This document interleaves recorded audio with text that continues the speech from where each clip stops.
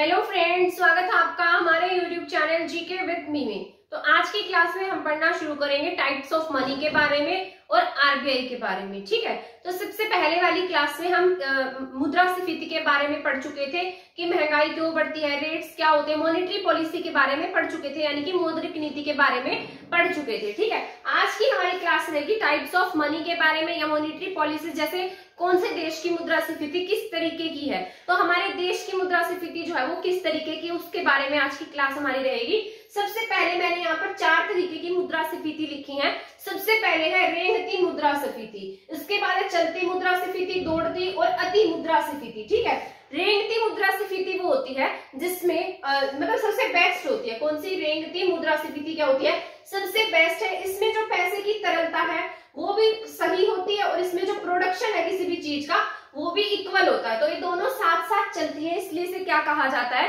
रेंगती मुद्रास्फीति कहते हैं। और ये क्या होती है, सबसे बेस्ट होती है। अब अगर आपसे एग्जाम में पूछा जाए कि सबसे बेस्ट टाइप की मुद्रास्फीति कौन सी है, तो आप क्या कहेंगे, रेंगती मुद्रास्फीति है। ठीक है, इसके बाद है चलती मुद्रास्फीति, ये बहुत ज्यादा जरूरी नहीं है। ठीक है, इसके बाद है दौड़ती मुद्रास्फीति किसकी है, हमारे भारत की है, तो इसको पढ़ लेना हमारे लिए बहुत जरूरी है।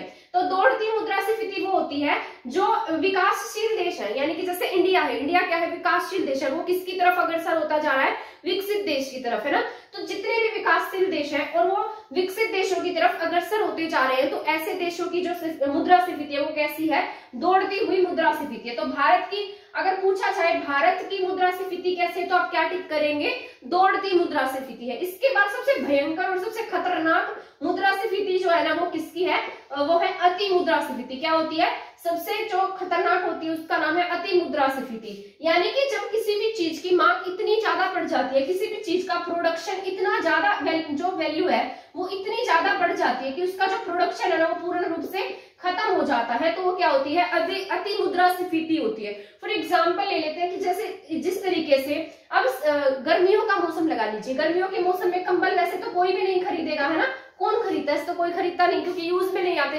पर यही 4000 का कंबल अगर गर्मियों के मौसम में 200 रुपए का मिलने लग जाए तो सभी लोग इसको खरीदने लगेंगे और इतना ज्यादा इसको खरीद लेंगे कि इसका प्रोडक्शन क्या हो जाएगा, खत्म हो जाएगा। और इसकी जो मांग है ना वो इतनी ज्यादा बढ़ गई कि इसका प्रोडक्शन क्या हो गया, खत्म ही हो गया। इसलिए ऐसी मुद्रास्फीति को क्या कहा जाता है, अति मुद्रास्फीति। ये भी हाल ही में श्रीलंका में भी देखने को मिली थी। यहाँ पर इतनी ज्यादा, यहाँ तो महंगाई की वजह से थी, मतलब वैल्यू की वजह से नहीं थी, यहाँ महंगाई ज्यादा बढ़ गई थी, इस वजह से यहाँ पर क्या हो गया, चीजों का प्रोडक्शन जो था वो खत्म होने लगा। ठीक है, तो अति मुद्रास्फीति जो होती है वो सबसे ज्यादा खतरनाक होती है। ठीक है, या इसका मतलब यह है कि ऐसी मुद्रास्फीति जहां पर किसी भी चीज की मांग जो है ना वो बहुत ज्यादा जब बढ़ जाती है तब प्रोडक्शन क्या होगा, खत्म हो जाएगा, तो वहां कैसी मुद्रास्फीति है, अति मुद्रास्फीति। अब मैंने लिखा है मुद्रास्फीति के क्या क्या कारण हो सकते हैं। मुद्रास्फीति का मतलब क्या होता है, एक तरीके की महंगाई, मैंने पहले वाली क्लास में बताया था आपको।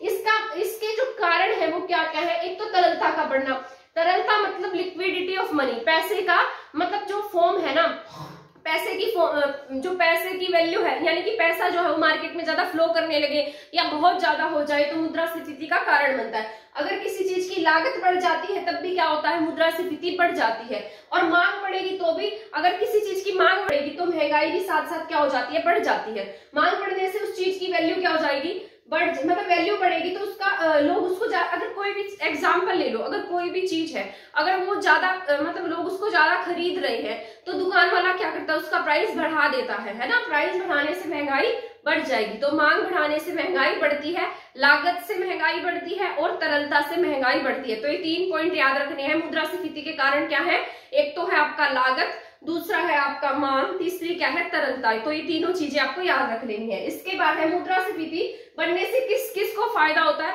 महंगाई बढ़ने से किसको फायदा होगा। ठीक है, अगर किसी चीज का रेट बढ़ जाता है तो किसे फायदा होता है, तो फायदा किसान को होगा, क्योंकि किसान क्या करेगा, अगर किसी चीज का रेट बढ़ रहा है, मान लो इसने गेहूं अपने खेत में बोया और अगर गेहूं का रेट बढ़ गया और वो कहाँ जाएगा, मार्केट में बेचने जाएगा, और अगर रेट बढ़ा हुआ है तो किसान को क्या हो जाएगा, उससे प्रॉफिट होगा। तो मुद्रास्फीति बढ़ने से किसे प्रॉफिट होगा, किसान को। इसके साथ जो फैक्ट्री वाले हैं जो प्रोडक्शन कर रहे हैं किसी चीज का, है ना, अब मान लो फैक्ट्री में कोई, मान लो फ्रूटी की बोतल है 10 रुपए की आती थी पहले, सरकार ने उसका रेट बढ़ाकर 15 कर दिया, तो अभी ने क्या हो जाएगा, इसका फायदा होगा फैक्ट्री वालों को।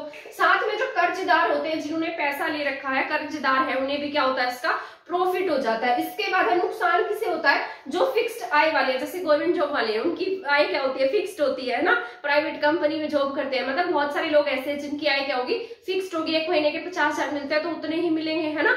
तो उन्हें जो चीज किसी टाइम में, यानी कि 10 दिन पहले 50 रुपए की मिल रही थी, आज उन्हें 100 की मिल रही है, तो उनकी आय तो उतनी ही है, लेकिन महंगाई बढ़ गई तो इन्हें क्या होगा, इसका नुकसान होगा, इसके साथ क्या हो जाएगा, लॉस हो जाएगा। तो यहाँ पर मैंने पॉइंट लिख दिया, मुद्रास्फीति से किस किस को नुकसान होता है, नुकसान होते हैं जिनकी आय फिक्स्ड होती है, और आयात यानी कि बाहर से कोई चीज मंगवानी है तो क्या होगा, हमें नुकसान होगा, और साथ साथ लेनदार को नुकसान होता है, जब कोई हमें क्या होता है, इससे नुकसान होता है, चीज देने वाले को क्या होगा, नुकसान ही होगा, है ना। और फायदा किसको होता है, किसान को, जो प्रोडक्शन कर रहे हैं किसी भी चीज का, उन्हें क्या होता है, फायदा होता है, साथ में कर्जदार को क्या होता है, फायदा होता है, ठीक है। तो ये पॉइंट आपके बहुत इंपॉर्टेंट थे। अब यहाँ पर पॉइंट आता है, 3-4 ऐसे टर्म्स में पूछा जाता है जो आपका एग्जाम के पॉइंट ऑफ व्यू से जरूरी होता है, ठीक है। तो 3-4 पॉइंट में आपसे पूछ लेता है। सबसे पहले मैंने लिखा यहाँ पर मुद्रास्फीति को रोकना। मुद्रास्फीति को रोकना क्या होता है आपका, मुद्रा अपस्फीति होती है, क्या होती है, यानी कि महंगाई को रोकना या कम करना। तो महंगाई को अगर हम कम कर रहे हैं तो कम करने को हम क्या कहेंगे, मुद्रा अपस्फीति। क्या कहते हैं इसे, मुद्रा अपस्फीति कहते हैं, ठीक है। तो ये आपका क्या है, इंपॉर्टेंट है, और ये आपका नोट करने के पॉइंट्स हैं। अगर महंगाई को कम कर रहे हैं तो मुद्रा अपस्फीति है, महंगाई का बढ़ना क्या है, मुद्रास्फीति है। क्या होता है महंगाई का बढ़ना, मुद्रास्फीति। तो ये आप नोट कर लेना अपनी नोटबुक में, ये इंपॉर्टेंट है, ये टर्म्स पूछी जाती है एग्जाम में, ठीक है। क्या होता है, ये मुद्रास्फीति होता है। अब मैंने वहां पर लिखा है जब मंदी में तरलता कम हो जाए, यानी कि जब मंदी है, हमारे यहाँ पर क्या है, पैसे की कमी है, और उसमें जो लिक्विडिटी ऑफ मनी है वो भी कम हो जाती है, तो क्या हो जाएगी, मंदी हो जाती है, यानी कि रिसेशन हो जाता है। और जब ज्यादा हो जाती है, पैसे की मात्रा ज्यादा हो जाती है, तो उसे क्या कह देते हैं, मुद्रास्फीति कह देते हैं, ठीक है।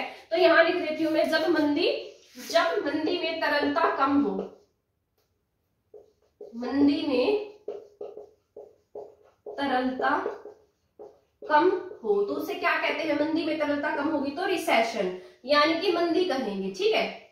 और जब ज्यादा होगी तो उसे क्या कहेंगे, मुद्रास्फीति। और एक मैंने आपसे क्वेश्चन सीरीज में भी ये क्वेश्चन आपसे पूछा था कि जब मुद्रास्फीति और मंदी दोनों एक साथ आ जाती हैं, मुद्रास्फीति प्लस मंदी, अगर मार्केट में मुद्रास्फीति बढ़ गई, महंगाई बढ़ गई और मंदी दोनों एक साथ आ गई, तो उसे हम क्या कहते हैं, स्टैगफ्लेशन। क्या कहते हैं, हम उसे स्टैगफ्लेशन कहते हैं। बहुत इंपॉर्टेंट पॉइंट है, एग्जाम में प्रीवियस ईयर्स में पूछा गया है, तभी मैं आपको ये बता रही हूँ, ठीक है। जब मुद्रास्फीति और मंदी दोनों मार्केट में एक साथ आ जाती है, तब क्या होता है, स्टैगफ्लेशन हो जाता है, ठीक है। और जब हमारे देश में मान लो आर्थिक मंदी है, क्या है, आर्थिक मंदी, यानी कि पैसे की कमी है, और ऐसी स्थिति में जब गवर्नमेंट पैसा छापती है तो उसे क्या कहा जाता है, हेलीकॉप्टर मनी। क्या कहते हैं उसे, हेलीकॉप्टर मनी, ठीक है। तो ये याद रख लेंगे, ये टर्म्स बहुत जरूरी होती है एग्जाम के पॉइंट ऑफ व्यू से, और एग्जाम में पूछी जाती है। सबसे पहले क्या है, जब मुद्रास्फीति, सबसे पहले है महंगाई का बढ़ना, क्या होता है, मुद्रास्फीति होता है, ठीक है। महंगाई को जब हम कम करते हैं तो वो क्या होता है, मुद्रा अपस्फीति होता है। इसके बाद है मंदी में जो पैसे की कमी आ जाती है, उसे क्या कहते हैं, रिसेशन कहते हैं। यानी कि अगर देश में आर्थिक मंदी है और उसी समय जो तरलता है, यानी कि पैसे का फ्लो है, वो कम हो गया है, तो ऐसी स्थिति क्या कहलाती है, रिसेशन कहलाती है, यानी कि मंदी कहलाती है। जब मुद्रास्फीति बढ़ जाती है, यानी कि पैसे का फ्लो मार्केट में ज्यादा हो जाता है, तब क्या होती है, मुद्रास्फीति होती है, ठीक है। जब ये दोनों एक साथ आ जाती है तो उसे क्या कहते हैं, हम स्टैगफ्लेशन कहा जाता है। और जब मंदी की स्थिति में गवर्नमेंट पैसा छाप देती है तो उसे क्या कहते हैं, हेलीकॉप्टर मनी कहते हैं, ठीक है। एक बार ऐसा वेनेजुएला में हुआ था, वेनेजुएला में ऐसा मतलब क्या हुआ कि वहां पर बहुत ज्यादा मंदी हो गई, और उस मंदी को दूर करने के लिए वहां की मूर्ख गवर्नमेंट ने क्या किया, बहुत सारा पैसा छाप दिया। इतना पैसा छाप दिया कि हर इंसान के पास मतलब बहुत ज्यादा पैसा हो गया और उस वजह से यहाँ पर क्या हो गया, मतलब महंगाई बहुत ज्यादा बढ़ गई। यहाँ पर अगर आप ब्रेड का एक पैकेट लेने भी जाते हैं ना तो 200 रुपए से कम का आपको ब्रेड का पैकेट नहीं मिलेगा, जो हमारे यहाँ 10 to 15 रुपीज का मिलता है, ठीक है। तो वहाँ 200 रुपए का ब्रेड का पैकेट है। तो आप यहाँ से अंदाजा लगा सकते हैं कि वहाँ महंगाई का स्तर कितना ज्यादा है।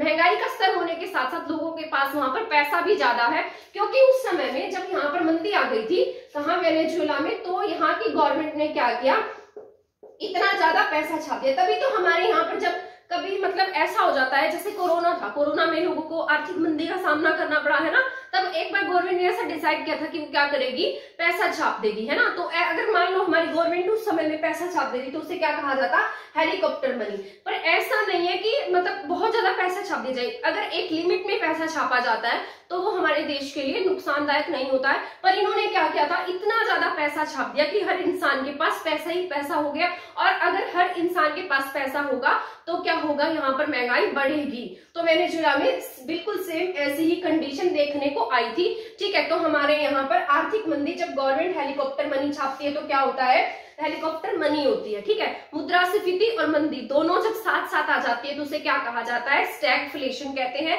जब महंगाई बढ़ जाती है तो उसे क्या कहते हैं, मुद्रास्फीति कहते हैं। मुद्रास्फीति को कंट्रोल करने का काम जो होता है वो क्या होता है, मुद्रा अपस्फीति होता है। मंदी की स्थिति में जो लिक्विडिटी ऑफ मनी है उसका कम हो जाना क्या होता है, रिसेशन होता है, ठीक है। और एक बात बताती हूँ, अगर सरकार कोई भी गवर्नमेंट, जो भी गवर्नमेंट कंपनी होगी, जैसे गवर्नमेंट चीज को बेचती है ना, उसे क्या कहा जाता है, विनिवेश। क्या कहते हैं, विनिवेश। क्या कहा जाता है उसे, विनिवेश। विनिवेश क्या होता है, जब कोई भी गवर्नमेंट चीज बेच दी जाती है, ठीक है। तो गवर्नमेंट चीजों का बेचना विनिवेश होता है, ठीक है। और अगर कोई भी कंपनी हमारे देश में आ रही है, देश में पैसा लगा रही है, उसे क्या कहा जाता है, निवेश कहा जाता है। क्या कहते हैं उसको, निवेश, ठीक है। तो आई होप यहाँ तक के पॉइंट्स जो है वो आपको अच्छे से समझ में आ गए होंगे। ये जितनी भी टर्म्स मैंने आपको बताई है ना, ये एग्जाम के पॉइंट ऑफ व्यू से बहुत जरूरी है, अच्छे से इसको पढ़ लेना, ठीक है। और चाहो तो इसको नोट भी कर लेना, किस तरीके से छापता था पहले और अब किस तरीके से छापता है, ठीक है। यानी कि यहाँ मैंने लिखा है, नोट छापने का काम जो है ना, यहाँ पर आरबीआई पहले नोट छापने के लिए एक प्रणाली अपनाता था जिसे नाम दिया गया था आरक्षित कोष प्रणाली। क्या नाम दिया गया था, आरक्षित कोष प्रणाली। इसमें जो आरबीआई है उसके पास पहले 400 करोड़ रुपए का होना बहुत जरूरी था। यानी कि अगर 400 करोड़ रुपए है तो ये क्या करेगा, अपने पास, इसके पास कितने होने चाहिए, 400 करोड़ रुपए मतलब होने चाहिए, फिक्स्ड है ये राशि, ठीक है। और अब किस पर काम करता है, न्यूनतम कोष प्रणाली पर आरबीआई काम करता है। इसमें 200 करोड़ की राशि होनी चाहिए। 115 करोड़ तो भारतीय करेंसी हो, कितनी हो, 115 करोड़ की इंडियन करेंसी होनी चाहिए, ठीक है। और 75 करोड़ की विदेशी करेंसी होनी चाहिए आरबीआई के पास, ठीक है, तभी ये पैसा छाप पाएगा। और पहले कौन सी नीति थी, आरक्षित कोष प्रणाली। अब कौन सी प्रणाली पर काम करता है, न्यूनतम कोष प्रणाली पर 200 करोड़ है ये। 1 रुपए के नोट छापने का काम किसका है, वित्त मंत्रालय का है। बाकी सभी सिक्के कहाँ छपते हैं, मिंट में छपते हैं। और 1 रुपए का जो नोट है वो कहाँ छपेगा, वित्त मंत्रालय में छपता है, ठीक है। तो ये पॉइंट्स आपको याद रखते हैं, वित्त सचिव के, ठीक है। किसके साइन होंगे, वित्त सचिव के, इस पर सिग्नेचर होते हैं। और सभी सिक्के मिंट में छपते हैं। मैं यहाँ पर